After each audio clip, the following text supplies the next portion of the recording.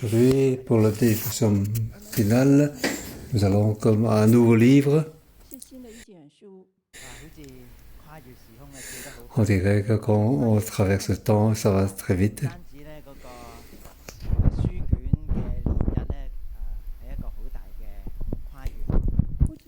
La date du livre est une grande différence.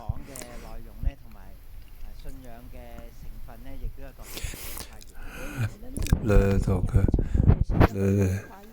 sujet et par rapport à ce qu'il y a avant, une grande différence aussi dans le contenu. 1 Samuel, c'était l'histoire d'il y a 1000 ans. Et pendant la déportation, ils ont fait un livre. Donc, c'est pour voir le lieu où ils ont été faites, pourquoi dans l'histoire. Et donc, au final, il était comme fin du royaume. Donc, le plus important, c'est le roi Saul. Il représente toute la tribu d'Israël. Il a été choisi par Dieu. Il a été oint par l'Esprit de Dieu. Il était donc chef il régnait sur le trône d'Israël et il représente donc toute l'Israël. Mais c'est un héros triste, très triste.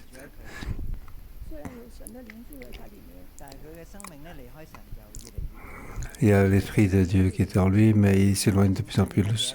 Qu'est-ce qui lui reste? Il ne reste plus que sur lui une religion. Donc, c'était donc... Il était donc difficile de respecter. Il ne savait pas comment faire.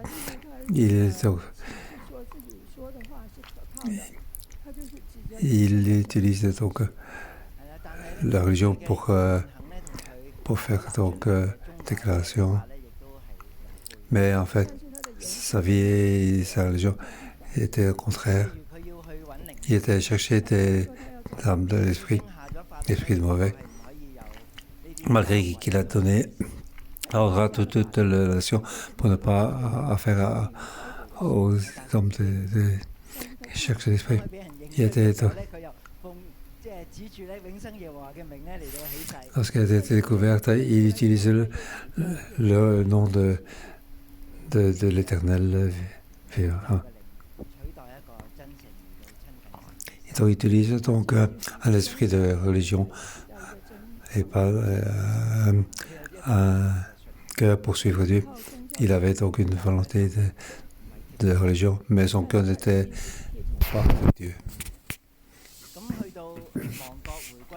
Arrivé donc à la fin du royaume, donc ce peuple a expérimenté une grande défaite, tout comme le roi Saul. Il a suivi une grande défaite.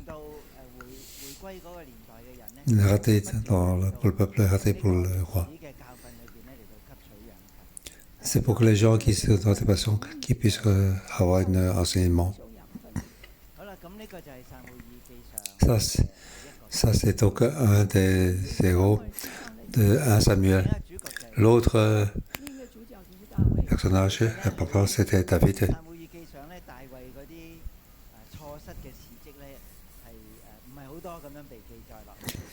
Donc dans 1 Samuel, les ratés de David n'ont pas été retenus. Lorsqu'il était roi, donc on voit donc plus les faiblesses de sa vie.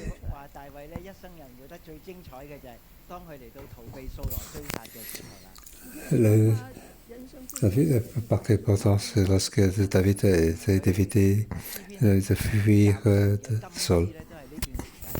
Les hommes les plus précieux ont été espérés là. Il avait aussi lui-même ses faiblesses et ses peurs.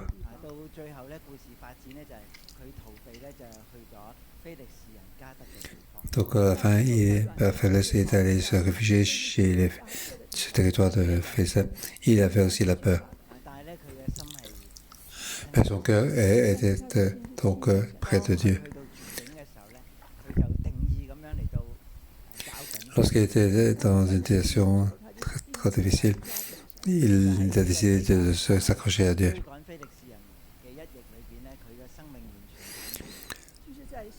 Donc il devait donc à ce qu'il a donc il devait donc poursuivre les Amalek. Il a eu de grandes victoires. Il a donné le butin aux ceux qui sont restés derrière et aussi toutes les anciennes des régions de Juda.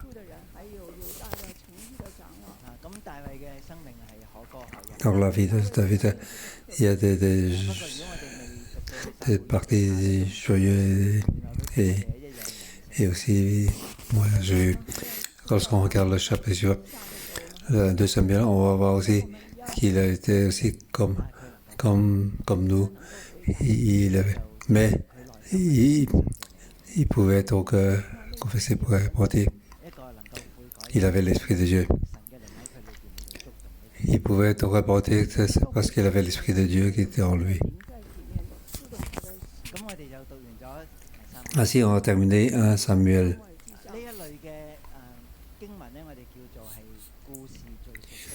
Donc, ces versets, c'était des versets donc historiques comme versets. Parce qu'il y a des personnages, il y a des histoires, il y a des suites. Et on peut rentrer facilement à l'intérieur. On rentre dans le personnage de Saul pour voir le personnage de nous-mêmes. On voit le personnage de David.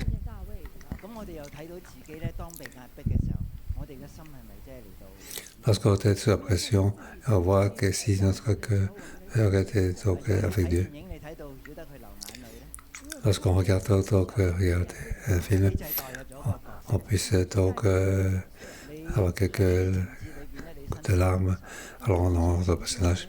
On voit le sentiment dans ses yeux. On peut dire que ces versets c'est le plus facile pour lire. C'est plus facile pour rentrer dans le verset, pour trouver soi-même. Mais aujourd'hui, on va sauter jusque dans le livre de Jean. On voit que c'est beaucoup plus abstrait. Il n'y a pas quelque chose de suite, il n'y a pas d'histoire. Il n'y a pas d'histoire devant nos yeux. Si on ne regarde pas donc plus détaillé, alors si on ne fait pas ça, si on ne sait pas donc on peut dire que ça nous parle. Pour pouvoir étudier, il faut avoir plus de temps. On va donc plus compter sur l'Esprit Saint pour nous éclairer. Pour dans ce livre qu'on puisse se découvrir nous-mêmes. En fait, ce qu'il dit, ça a à voir avec nous. En fait, un Jean, il n'y a que 10 versets. Ce n'est pas très long, mais c'est pas long, mais il faut découvrir ces versets. Il faut retourner comme si on était sur place. Donc, on va utiliser plus notre possibilité de penser pour entrer dans le verset.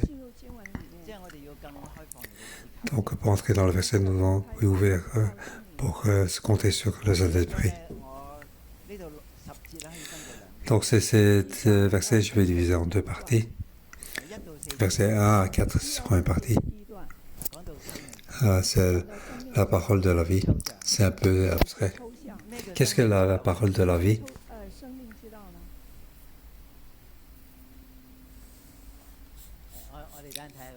On va un peu lire ce que dit les versets. Deuxième partie, c'est le verset 5 à 10. Ça, c'est marcher dans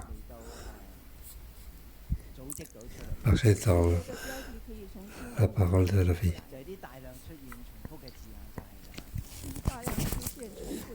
Donc, on peut voir, comme ça, on peut toucher les points importants de ce verset. Verset 1 à 4.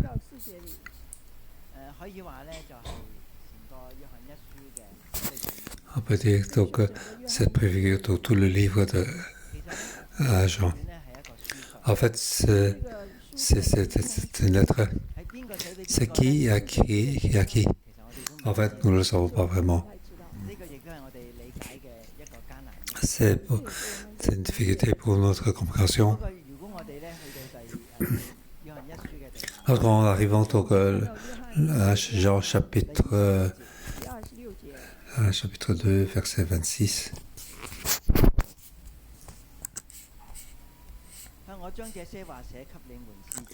Je vous ai écrit cela par rapport à ceux qui vous égarent. En fait, celui qui a écrit ce livre,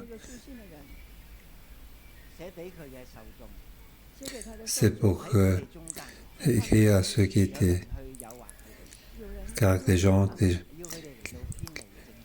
veulent les égarer pour éloigner de la vérité. Celui qui écrit ne peut pas être parmi eux, mais dans son cœur, il était très inquiet. De peur que ces paroles de mensonges puissent être parmi eux. Alors toute l'Église peut être donc avoir des problèmes pour devenir une Église sans vérité, avec plein de mensonges. Retournons au chapitre 1, au verset 6. Si nous disons que nous sommes en communion avec lui, tout en marchant dans les ténèbres, nous mentons et nous ne mettons pas la vérité en pratique.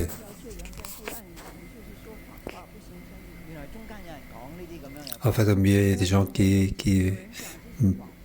parlent de mensonges, qu'il était donc en communion avec Dieu, mais il marchait dans le ténèbre.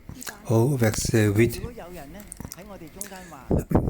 Si nous disons que nous n'avons pas le péché, nous nous trompons nous-mêmes et la vérité n'est pas en nous.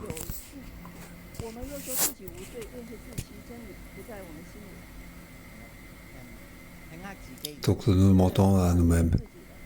Il n'y a pas de vérité. Et puis au verset 10, si nous disons que nous n'avons pas péché, nous faisons de Dieu un menteur et sa parole n'est pas en nous.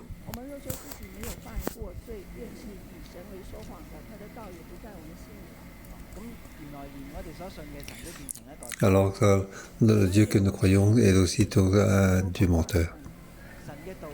Alors sa parole, sa vérité n'est pas en nous. Ça veut dire que cette église est finie.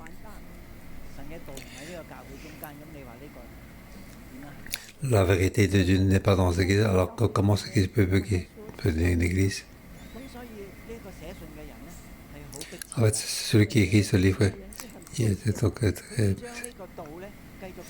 veut que la parole de la vie soit encore dans l'église.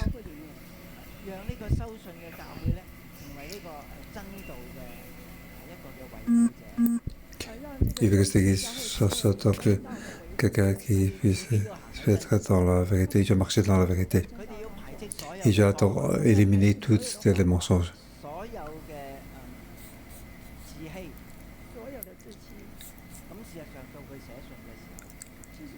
Parce qu'il écrit donc ce livre.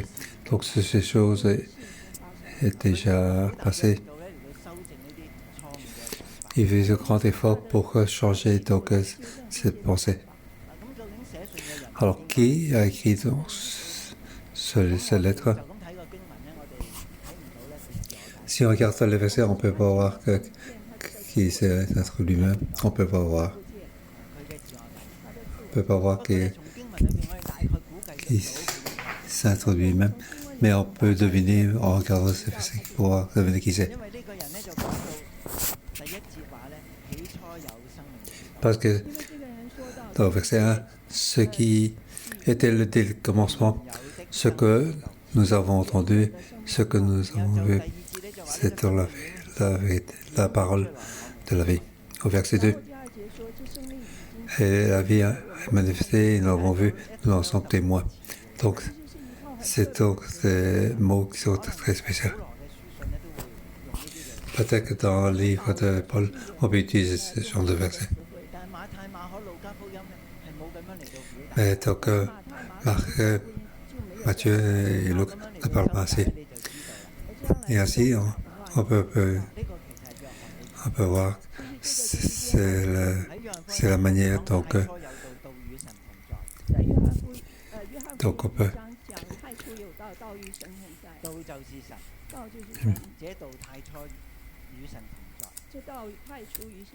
Donc, l'évangile de Jean, verset 1, au commencement la parole existait déjà, la parole était avec Dieu et la parole était Dieu.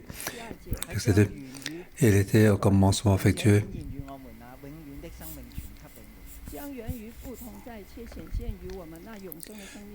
La vie, en verset 2, on l'a vu en effet, c'est Messie, nous l'avons vu et nous sommes témoins et nous l'avons annoncé, cette vie éternelle était auprès du Père qui s'était manifesté à nous. Ce que nous avons vu et entendu, nous l'avons annoncé là, à vous aussi, afin que vous aussi, vous soyez en communion avec nous, le Père avec son Fils Jésus, que nous sommes en communion. Ça c'est donc c'était donc la vigne, l'histoire de la vigne. Jésus a dit, je vous ai dit, pour que vous soyez satisfaits, remplis. Et nous vous écrivons cela afin que votre joie soit complète. En voyant ces mots, on peut donc savoir que c'est Jean qui est dans ce livre, ce lettre. Donc celui qui écrit donc Jean, c'était Jean qui a écrit. Dans l'évangile de Jean, on voit que le personnage principal c'était Jésus. Donc celui qui écrit donc Jean, c'est donc ce livre était donc écrit pour l'église de Jean. Donc régler les problèmes qui étaient dans l'équipe de Jean.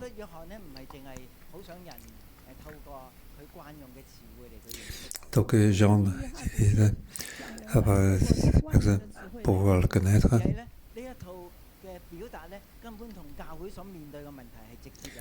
Donc cette expression, c'est en directe relation avec l'Église.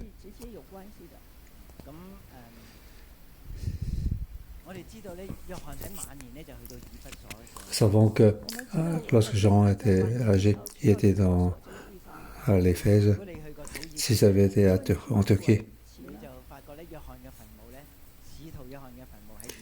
donc on pourrait découvrir que l'apôtre Jean se trouve à Éphèse.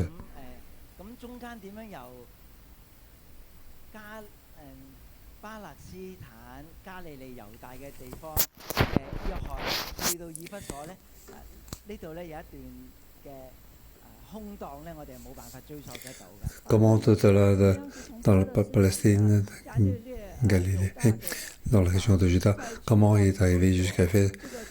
Cette grande différence, comme on ne peut pas savoir. Il y a des choses qui n'est pas l'écrit, mais c'est pas certain, on va pas en parler. Mais Jean, il parle ainsi de lui-même.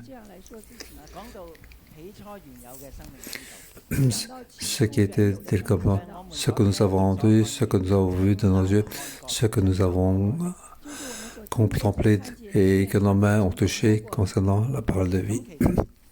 Nous vous l'annonçons. C'est le verset 1. Il parle de ce qui a été dès le commencement, la parole de la vie. Il n'a pas utilisé le nom de Jésus, mais nous savons qu'il parle de Jésus. Jésus est venu parmi les hommes. Les disciples l'ont vu, l'ont touché, ils l'ont contemplé, ils l'ont touché de leurs propres mains. Mais ce n'est pas Jésus aussi simple. Jésus est un personnage d'histoire. Mais ce que cette histoire historique ce apporte, c'est la parole de la vie. Il nous parle comment est la vie éternelle. Comment il pardonne le péché des hommes. Guérir les maladies des gens.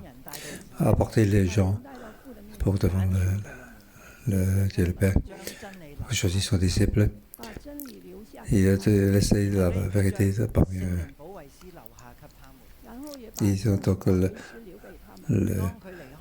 consolateur d'esprit parmi eux. Il a laissé son consolateur pour être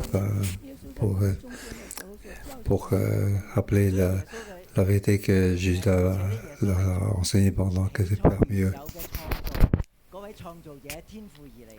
Donc, depuis la création, ça vient de Dieu le Père. En fait, la vie de Jésus et son influence déjà dépasse de loin donc cet homme, l'homme de personnage historique. Il est venu en chair pour vivre parmi les hommes. Donc, pour être parmi les hommes, il n'a pas été assez par les hommes. Mais il a donc accompli la volonté de Dieu. Il a laissé la vérité. Il a laissé le Saint-Esprit. Il a donc prié pour son Église et pour ses disciples. Il a prié pour eux. La vie de Jésus est passée, mais la parole de la vie continue. Avant qu'il ait apparu aux hommes, il était déjà la parole de la vie. Et maintenant, puis il a vécu parmi les hommes. Et puis là, il est mort, ressuscité, monté au ciel. Et à travers le Saint-Esprit et la parole de la vie, il vit à nouveau parmi les hommes. À travers ses disciples, il vit dans ce monde. La parole de vie dépasse de loin donc, l'homme historique de Jésus. On voit ces gens qu'il insiste très fortement qu'on peut voir. Qu'on peut revoir. On peut voir de notre yeux. On peut toucher de notre main. En fait, cette parole de vie, ce n'est pas quelque chose qui est passé à travers le air. Il a vraiment vécu parmi nous. Il est devenu en chair. Ce qu'il a dit, nous pouvons entendre. Ce qu'il a fait, nous avons vu de nos propres yeux. Et on a même touché de nos propres mains. En fait, c'est quelque chose qui est un personnage de l'histoire. On a donc une différence entre les deux. Un, c'était un homme d'historique avec la chair et le sang. Et on peut le voir, on peut le toucher. Mais son influence, en fait, avant d'être devenu chair, il est déjà arrivé. Donc, lorsqu'il est ressuscité, il est monté au ciel, son influence est toujours là.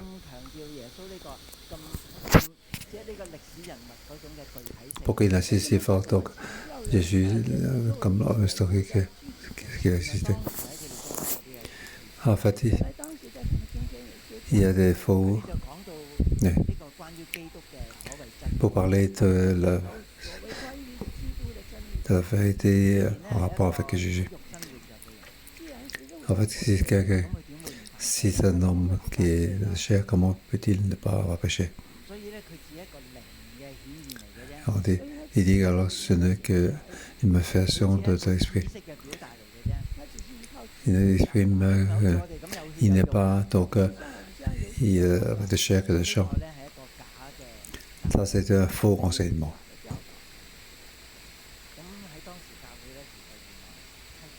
En fait, dans l'Église, on commence dans ce verset, on ne parle pas de ces faux enseignements. Donc, tout simplement, comment t'es enseignant?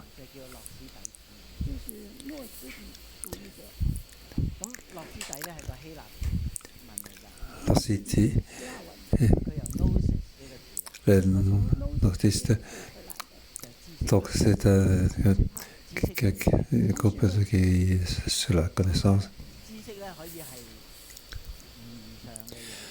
Donc c'est notice quelque chose ce n'est pas quelque chose qu'on voit dans nos yeux, qui dépasse donc ce monde matériel. Enfin, donc si c'est dans la section, donc esprit. Donc beaucoup de gens pensent que ces outils sont très forts. Et donc comme le fait certains gens disent que l'Église aussi ressemble un peu à ces notices. Ici, je vais dire ainsi, dans notre foi, oui, nous vivons dans ce monde matériel. Il y a aussi un monde d'esprit. Le monde d'esprit donc, guide le monde matériel. L'Esprit de Dieu ne peut pas le voir. Lorsque nous prions, nous rentrons dans l'Esprit pour en communion avec lui. Nous croyons que les prières peuvent apporter changement. Et ce changement sera dans ce monde matériel. Par exemple, dans la relation entre personnes. Donc, quand l'homme sent qu'il se sent force à travers ce monde spirituel, ce mouvement, alors notre vie peut être fortifiée. Les relations froides dans le couple peuvent se réchauffer.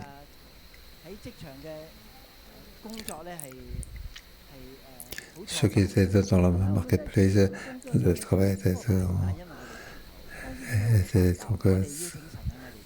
raté, mais pour crier, nous demander Dieu peut avoir une autre. Alors on peut devenir, par rapport à notre patron, comme quelqu'un rempli de bénédiction. Nous pouvons prier pour notre autorité.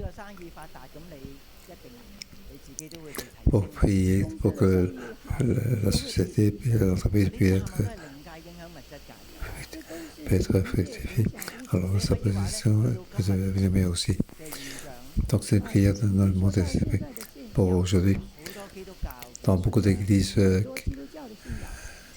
protestantes, la part de l'esprit est très faible. La prière n'est pas que donc une part de religion. Lorsqu'on dit ceci, nous ne croyons pas, est-ce que ça peut vraiment changer? Est-ce que Dieu peut vraiment m'occuper? Est-ce que ma vie peut être retournée? Beaucoup de gens n'y croient pas. Mais ils ne savent qu'aller prier. Parce que la Bible nous apprend à prier. Voyez-vous que c'est une autre extrémité. Que notre foi est dans le monde matériel, donc une foi de raisonnement. Nous savons qu'il n'y a pas d'esprit. Nous savons que Dieu est un esprit. Nous ne sommes pas ouverts sont pas ouverts à l'esprit, le monde d'esprit. L'esprit de Dieu ne peut pas nous remplir pour nous toucher. Chaque chose, nous ne comptons que sur notre pensée. C'est ainsi que nous vivons dans ce monde matériel. Donc, par rapport à cet esprit. Donc, l'église d'existence, il y a beaucoup vraiment d'esprit. Ces gens-là, ainsi, ils parlent, c'est ainsi qu'ils prient, ils prient en langue, ils croient vraiment au monde d'esprit. En fait, l'église d'existence se trouve au milieu. Lorsque nous lisons le 1 Jean, et on voit qu'il y a des gens qui sont encore plus dans le monde des esprits. Ils ne mangent pas, même pas ce qui est de ce monde matériel. Donc le fait de croire, de toute façon, donc notre chair. Dans ce monde d'esprit, nous ne pouvons plus pécher.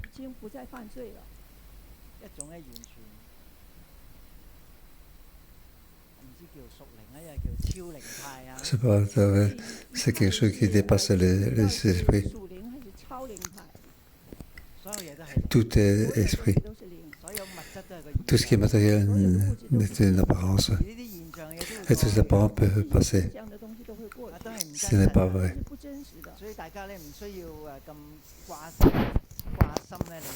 C'est pour ça que nous ne devons pas craindre comment on vivons. C'est de l'autre côté, comme l'extrémité.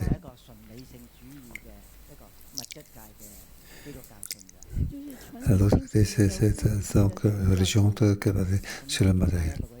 Et au milieu se trouve l'église ici. Nous vivons vraiment dans ce monde matériel. Nous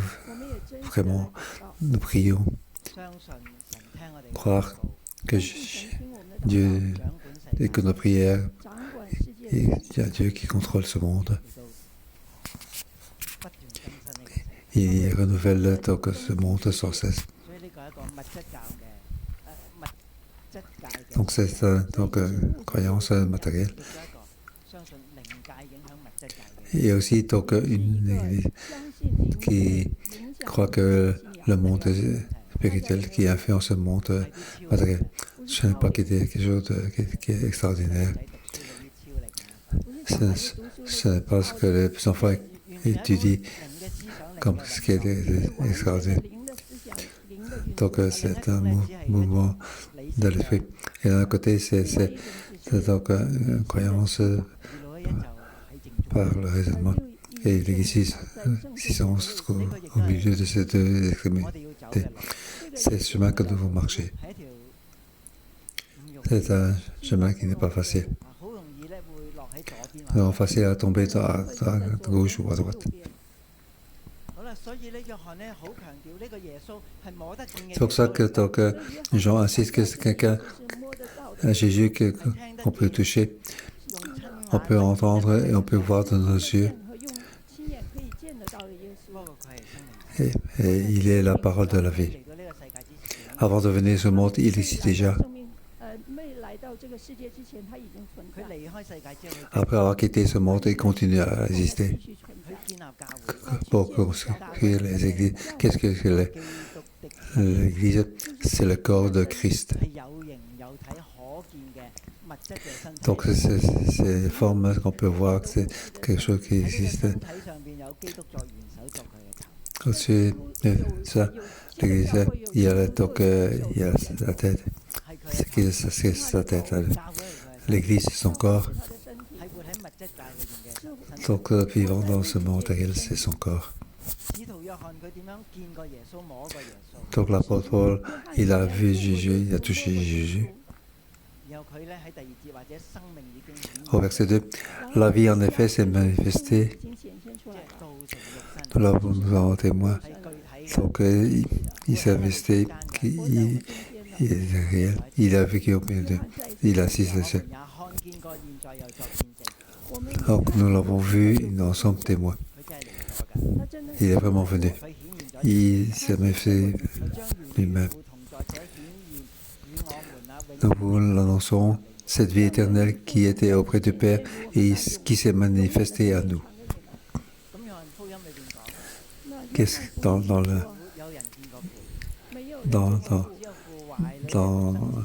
les évangiles de Jean, personne n'a vu Dieu. Il a fait donc la parole de Dieu. Lorsque nous acceptons Jésus, alors nous embrassons donc notre croyance de Trinité, Dieu le Père, Dieu le Fils et Dieu le Saint-Esprit.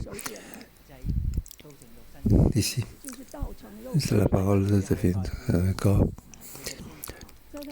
Et il représente son Père. Et ce que je dis ici, comment donc annoncer avoir lu, on peut accepter. En fait, ce n'est pas ainsi. Comment donc il transmettre? C'est le travail du Saint-Esprit. Ce n'est pas en lisant ces mots qu'on peut croire. En fait, il faut croire que son main a péché, être touché pour avoir besoin de la salut. Croire que tous ceux qui ont besoin de l'eau vive, d'où viennent tous ces ce n'est pas ça vient des écrits. Mais à travers cette transmission de ces mots, le Saint-Esprit commence à travailler. Mais à travers donc, la transmission des paroles, on a entendu qu'on puisse rentrer ou ne pas rentrer dans le cœur. Tout ça, ça dépend du travail du Saint-Esprit. Le Saint-Esprit connaît notre intérieur de nous. Il nous touche. Il sait que certains cœurs qui sont durs, ils ont entendu, mais comme s'ils n'ont pas entendu. Même s'ils ont entendu, ils n'ont pas croire. Mais le travail de l'Esprit est encore là. C'est-à-dire que Dieu est en train de l'œuvre. Mais nous avons notre propre responsabilité. Comment nous pouvons répondre à ceci? Lorsque nous répondons à Dieu, c'est-à-dire répondre le sentiment dans notre cœur par le Saint-Esprit.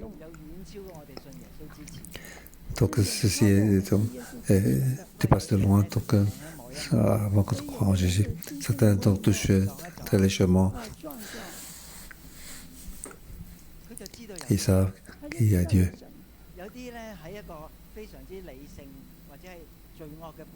D'autres vivent dans le raisonnement, dans le monde mauvais et de grandir. Par rapport à ce légèrement bousculement, il n'a aucun sentiment. Mais l'Esprit commence à l'œuvre à travers la parole. Nous pouvons savoir donc cette vérité. C'est la parole de la vie. Il est arrivé. Il nous a été transmis. Jean a donc transmis à son église, à l'église d'Éphèse et les églises près d'Éphèse. Si on trace une ligne droite,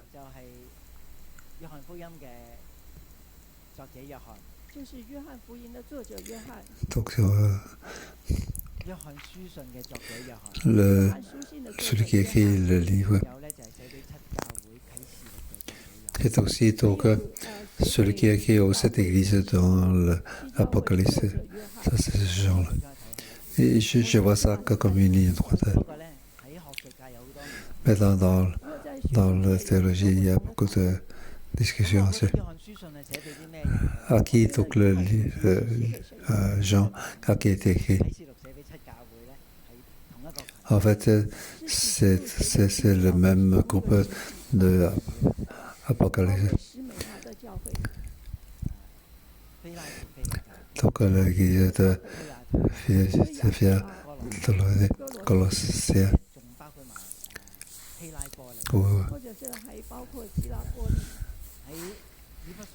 donc toutes les églises tout près d'Éphèse. Donc c'est ces gens-là qui ont reçu dans ce livre. lorsque Jean écrit à eux, il insiste particulièrement que Jésus est déjà devenu chair.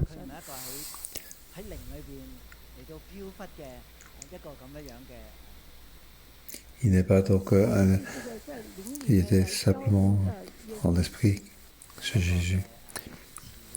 Il y a donc c'est cette croyance comme une image. Mais ce n'est pas une image, c'est quelque chose qu'on peut toucher, qu'on peut voir, qu'on peut entendre. Mais il nous a déjà quittés. Il nous a apparu à nous. C'est pour ça que nous transmettons à vous. Comment transmettre? Demandez à Jésus de vivre de nous avec nous. Jésus n'est plus le Jésus historique, mais la parole de vie comme Jésus. La parole de la vie peut être transmise. Ce que l'Église peut savoir, c'est la parole de la vie. Au verset 3, il se répète. Ce que nous avons vu et entendu, voyez-vous, c'est une répétition. Nous vous lançons afin que vous aussi, vous soyez en communion avec nous. Comment comprendre? C'est en interaction avec Christ. Je vais donc cette vérité. Nous croyons aussi à cette Jésus historique. Nous croyons aussi que avant que ce soit le Jésus de la parole de la vie. Nous croyons aussi que c'est donc après donc c'est Jésus historique, la parole de la vie de Jésus. C'est cela que nous transmettons. Comment transmettre s'il n'y a pas le Saint-Esprit, ce n'est pas possible. Ce n'est pas raconter une histoire. Alors c'était Jésus. Mais il est la parole de la vie. Et notre esprit, donc, lorsque je regardais un livre, non, je n'ai pas vu ceci. Tout c'est pas qui était caché. Mais dans la transmission, on a besoin de le Saint-Esprit pour ce travail miraculeux. Nous voyons plus cette histoire, ce Jésus historique. Mais en recevant, c'est la parole de la vie. Quelque part important de la parole de la vie, c'est le Jésus historique. Il est venu dans ce monde, il a guéri, il a chassé les démons.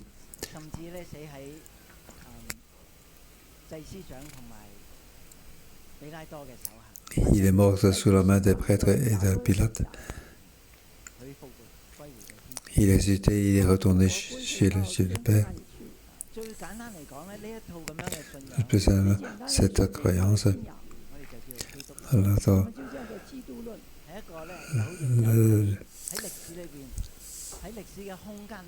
c'est comment Jésus-Christ, c'est quelqu'un qui a vécu ce monde.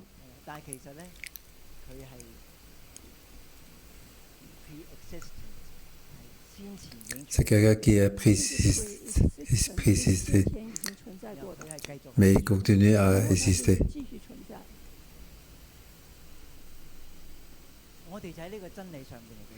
Donc c'est dans cette vérité que nous rendons attention. Quelle est la signification de ceci? Lorsque nous continuons à aller à un genre, nous allons mieux comprendre. Mais si vous ne croyez pas ce Jésus historique, il est devenu chair parmi nous. Mais si Jésus de quoi c'est une image. Alors il n'y a pas part avec nous. Nous ne pouvons pas être en communion avec lui. Au verset 4. Donc nous écrivons cela afin que notre choix soit complet. Je pense que celui qui écrit donc Jean, est-ce quelqu'un qui est joyeux? C'est sûrement quelqu'un qui est joyeux.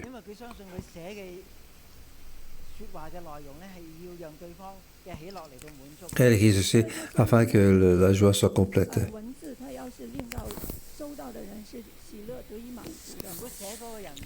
Si celui qui écrit n'est pas dans la joie, comment peut-il croire que ceux qui lit peut être dans la joie? Si celui qui était debout, qui parle, n'est pas quelqu'un de joyeux, alors comment peut-il faire que ceux qui écoutent pour qu'ils soient aussi joyeux?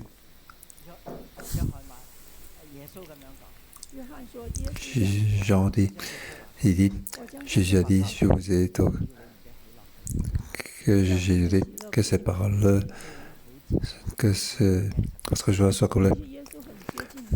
Lorsque Jésus était près d'être crucifié, il n'avait pas ce paroles. Il était donc rassurer les disciples qui étaient dans la crainte. Il a dit, je vais vous envoyer un autre consolateur. Un autre consolateur. Comment un autre consolateur? En fait, Jésus, parmi eux, était leur consolateur. C'est quelqu'un qu'ils connaissaient. Après que Jésus les a quittés, le Saint-Esprit va arriver. Le Saint-Esprit est un autre consolateur. C'est le même que le consolateur Jésus.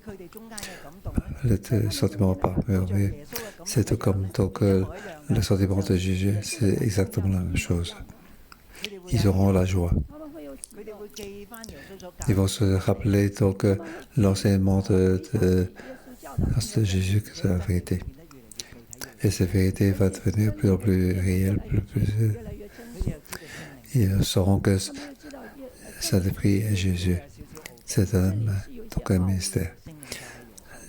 Le Saint-Esprit est Jésus. Et c'est par exemple.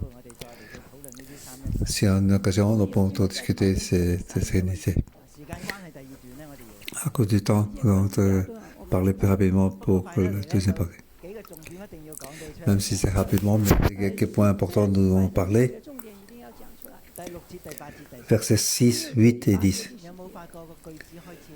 Voyez-vous que ça commence de la même manière? Comment ça se commence? Si nous disons, verset 6, verset 8, si nous disons, verset 10, si nous disons.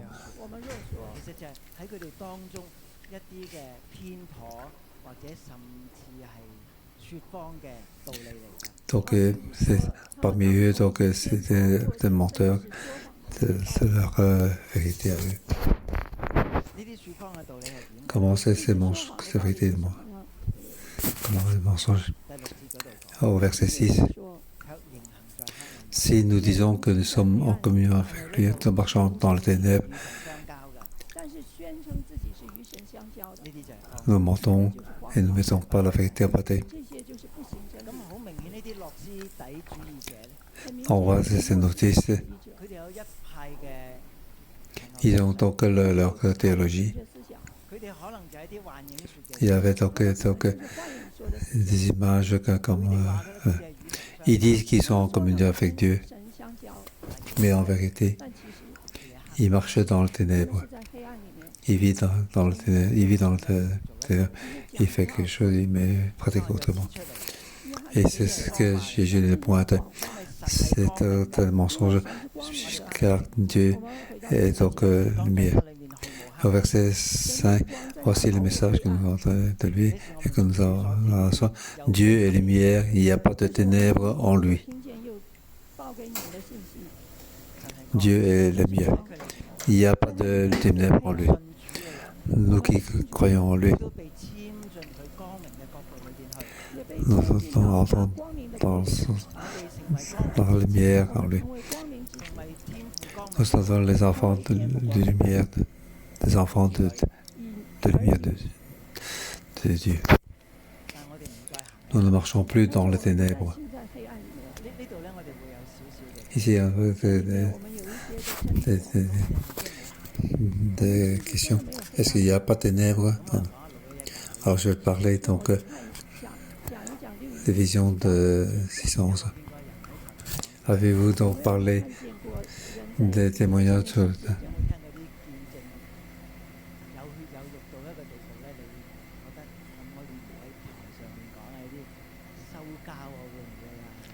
dans ces témoignages, on voit donc vraiment la chair.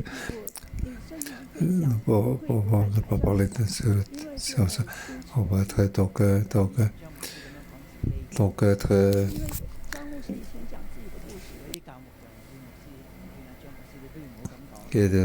parce que je partageais des témoignages sur le site, on a dit de ne pas faire ainsi. Il marche ne pas marcher dans la ténèbre.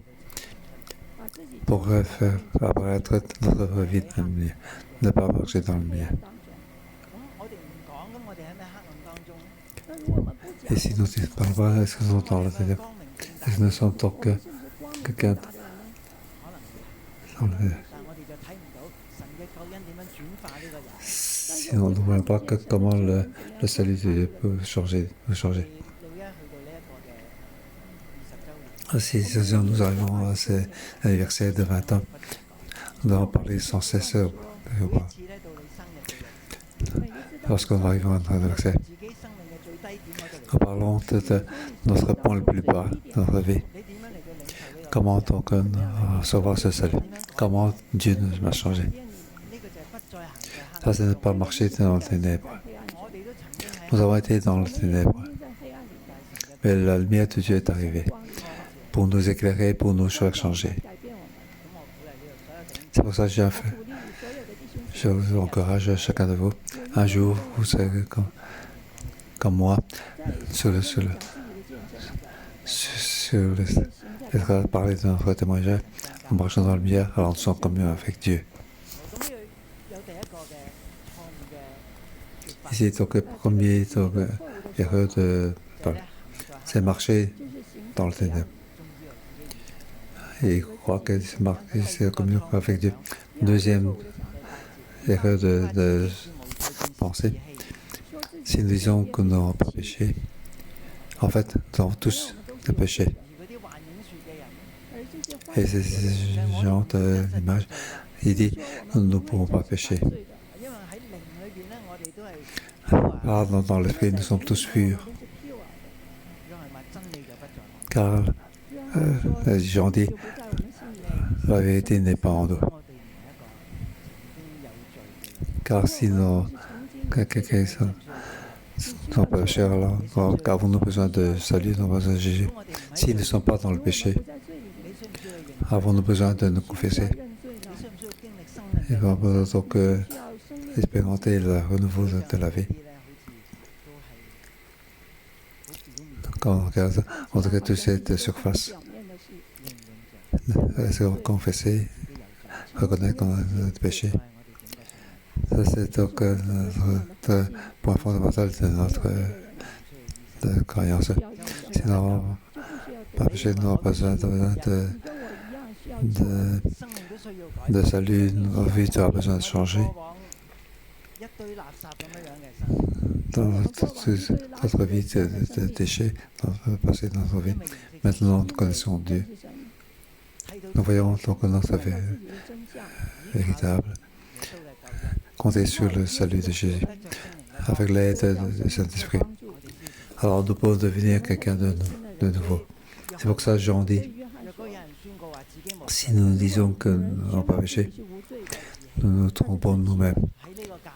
Dans cette église, si tout le monde croit qu'il n'a pas de péché, donc c'est une église de mensonge, la vérité ne sera pas en nous. Au verset 10, si nous disons que nous n'avons pas péché,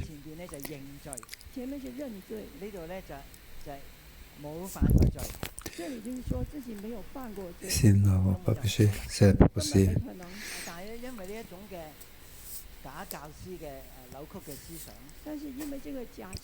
En fait, c'est faux enseignant qu'ils pensent. Et beaucoup de gens croient qu'ils n'ont pas péché. J'aurais dit, lorsque vous déclarez ainsi, alors nous dit, nous faisons de Dieu un moteur et sa parole n'est pas en nous. Cette église sera terminée. Sommes-nous donc quelqu'un qui a péché? Depuis nos parents, nous sommes donc car nous sommes créés donc de la terre. Commençons-nous c'est pour besoin de comment la terre. Peut-être la terre n'est pas seulement nos parents, aussi toutes les ascendants de nos parents. Donc une profondeur de la terre pour nous donc cultiver comme nous sommes anciens aujourd'hui. Nous avons besoin de ce salut. Nous avons besoin de retourner l'histoire de notre famille. Nous devons reconnaître le péché tous les jours en veille. Compter sur le Saint-Esprit pour nous renouveler. C'est dans la confession, nous devons toucher la vérité, donc être communion avec Dieu. Que Dieu continue à nous bénir.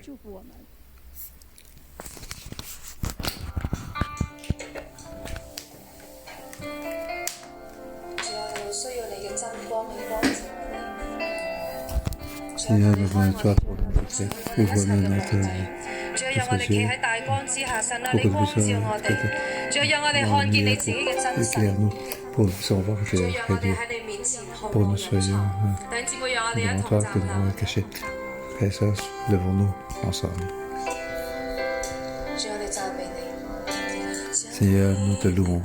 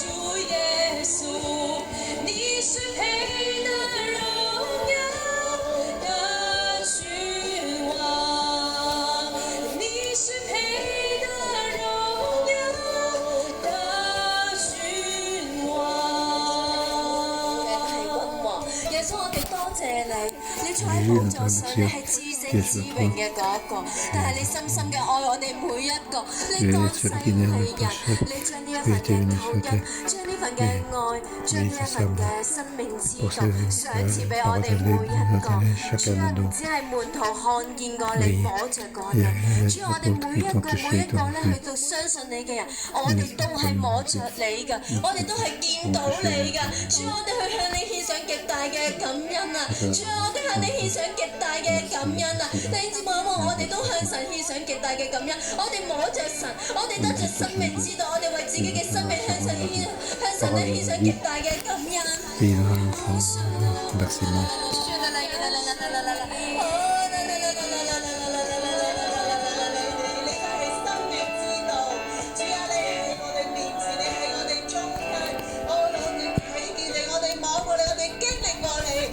Lui non t'ha touché, c'était par contre puis c'est nous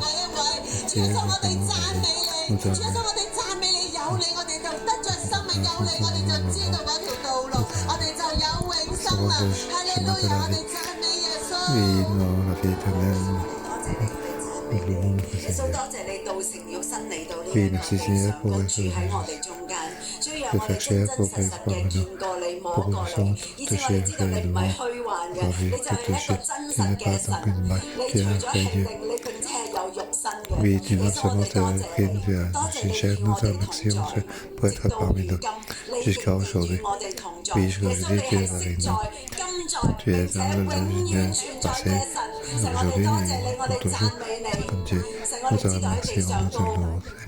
Savons Dieu, sur cette terre, parce que tu as quitté, tu vis, tu es à droite de Dieu, mais le Saint-Esprit est au milieu de Dieu. Tu nous as envoyé le Saint-Esprit au milieu de Dieu. Oui, beaucoup de pénétrer en chacun d'eux. Il y a beaucoup de ténèbres, de choses nous ne savons pas, nous ne comprenons pas. Malgré que nous croyons en toi, Jésus, mais dans notre cœur, il y a pas beaucoup de choses qui sont obscures. Nous ne connaissons pas de tordus. Nous remercions que nous ouvrons notre main, que notre esprit soit ouvert vers nous. Oui, demandons que le Saint-Esprit puisse nous remplir. Que notre esprit invite le Saint-Esprit pour nous éclairer. Oui, Saint-Esprit, nous prions pour nous remplir chaque jour, que ce soit à l'église ou à la maison. Oui, que ton esprit nous remplit pour nous remplir grand pour nous. Oui, nous avons besoin de nous pour nous guider.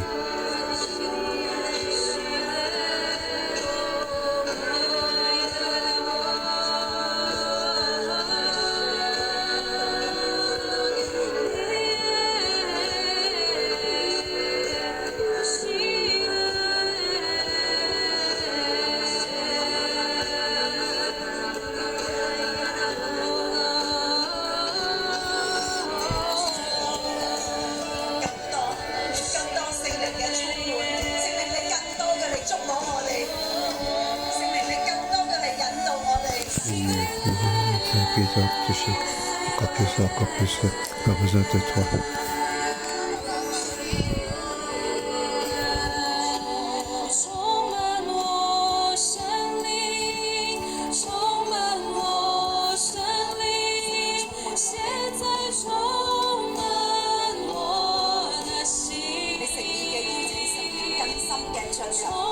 Oui, commence à propre foi en nous.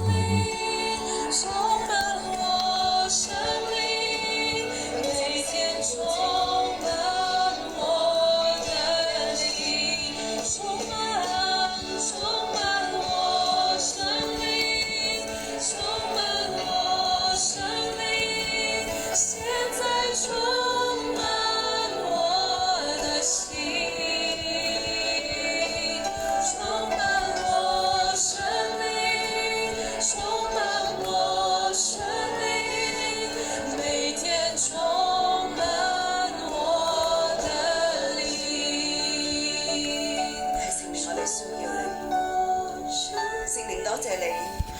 Et Saint-Esprit, nous te remercions. 我們若說與神相交，卻仍在黑暗裏行，就是說謊話，不行真理。我們若說自己無罪，便是自欺，真理不在我們心裏了。我們若說自己沒有犯過罪，便是以神為說謊的，他道也不在我們心裏了。主，我哋的確呢，喺蒙蔽嘅裏面，喺黑暗嘅裏面，我哋都會同自己講，我哋係受傷嘅一個，我哋係被欺負嘅一個，我哋卻睇唔到喺我哋嘅裏面有我哋嘅扭曲，有我哋嘅黑暗，有我哋嘅罪。聖靈，求你呢一刻嚟光照我哋，我哋唔係捉住別人嘅過犯，而係我哋要承認自己嘅罪，因為神你是光，喺你嘅裏面毫無黑暗。我哋要與神嚟相交，我哋要除去黑暗，我哋需要聖靈你嘅光，耶穌你嘅光，你嘅真理嘅聖靈，請你嚟幫助我哋。讓我哋看到自己嘅罪。主啊，過往我哋係無知嘅，我哋只睇到別人嘅錯，我哋冇睇到自己嘅惡悔，我哋自己嘅罪。聖靈喺我哋生命嘅裏面好低。好低。主啊，今天我哋嚟到你嘅面前去承認自己嘅罪。弟兄姊妹，我哋都開聲啊！我哋都開聲，用自己能夠聽到嘅聲音嚟數算自己生命嘅低點。係神嘅恩典去托住我哋，係耶穌嘅拯救，我哋先至能夠喺今天嘅裏面站喺呢一度。我哋開聲嚟數算自己生命嘅低點，如何嘅低？喺我哋生命嘅裏面有啲乜嘢嘅罪，我哋就喺神嘅面前一一嘅承認，求聖靈你顯明。有啲我哋唔知道嘅，聖靈你都顯明，讓我哋睇到自己嘅罪。我哋都喺神嘅面前嚟認罪，我哋開聲自己聽見嘅聲音。主啊，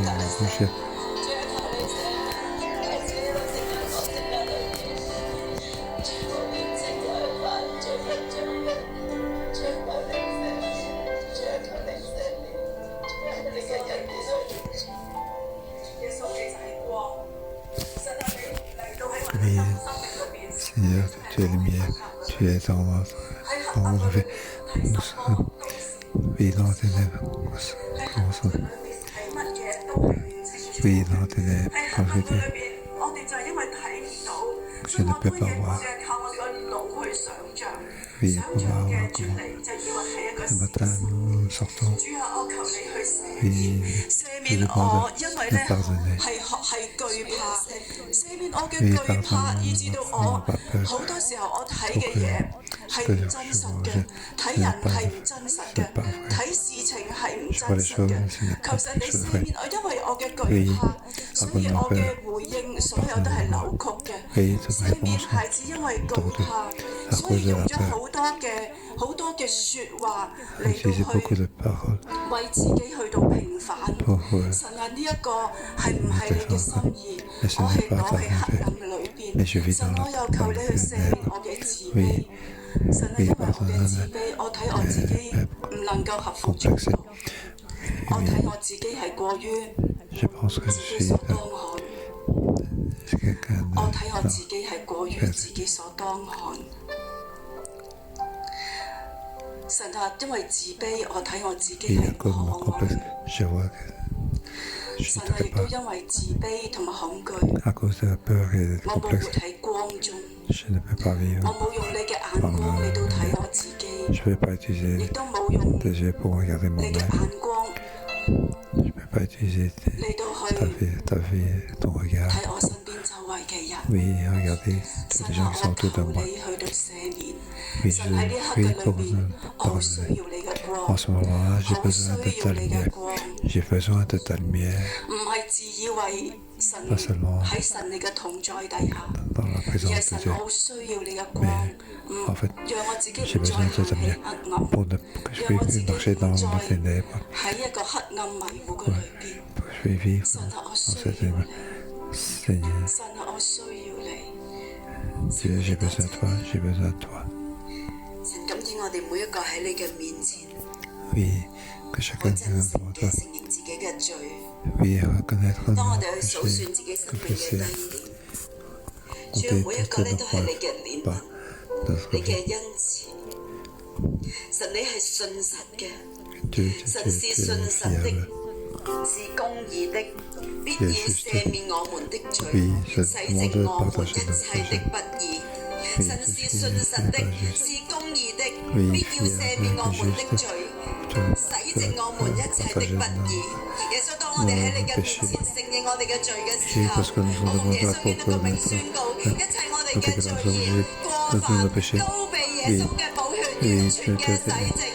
耶穌，我哋多謝你，我哋讚美你。耶穌咧，我哋要敬拜你，我哋要多謝你，因為一切咧都係你嘅恩典。 Oui, car tout est ta grâce et toute ta compassion. Merci Seigneur.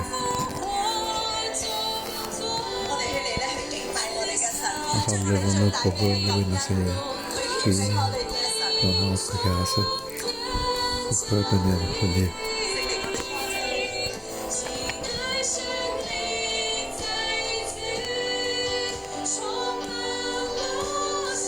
聖靈，我哋需要你每一天嚟幫助我哋。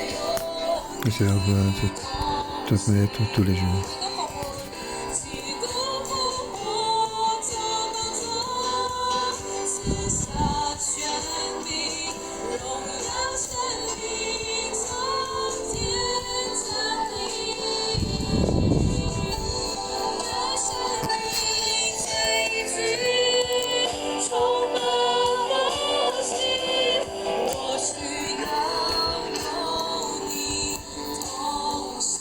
一齊到祈禱。 Et ensemble, 神就是光，在他裏面沒有黑暗。 Dieu est lumière, 神 il 我 n'y 哋 a pas de 多謝你， ténèbres en 光 lui. 係帶住色彩， Nous remercions 黑暗裏邊係咩顏色都冇㗎。 la 生 couleur, 命咧係好 car dans le ténèbre, il n'y a pas de couleur. 好灰暗㗎。 La vie est grise. 耶穌，我哋多謝你，光裏邊唔單止帶住色彩， Que cette lumière 喺 nous 光明 produise 裏邊 la 係喜樂。 couleur, il y a la joie dans 我 la 哋 vie. 求你嘅光 Que 光照我哋， prions que ta 讓 lumière 我哋 puisse 嘅 nous 人生 éclairer 變得有色彩。 pour que notre vie soit 因為 pleine 被 de couleurs. 光所充滿，我哋亦都被喜樂 Oui, 嘅 que 充 ta 滿。 lumière puisse nous remplir, 天 que 父，我哋 nous 多謝 remplir 你 par 喺 la 光 joie. 裏邊， Nous te remercions, Seigneur. 光咧係温暖嘅， La lumière 黑暗 est 咧係冰冷嘅。 la ténèbre 我哋求你 est 嘅 froid. 光入到嚟， Que ta lumière puisse 拎 entrer 走我哋所有冰冷嘅內 pour 心， enlever tout ce qui est 所有冰 dans 冷同 notre, 人嘅 dans 關 notre 係。 cœur, 我 dans 哋 nos 求你嘅 relations. 光照進嚟。 Oui, que ta lumière puisse entrer.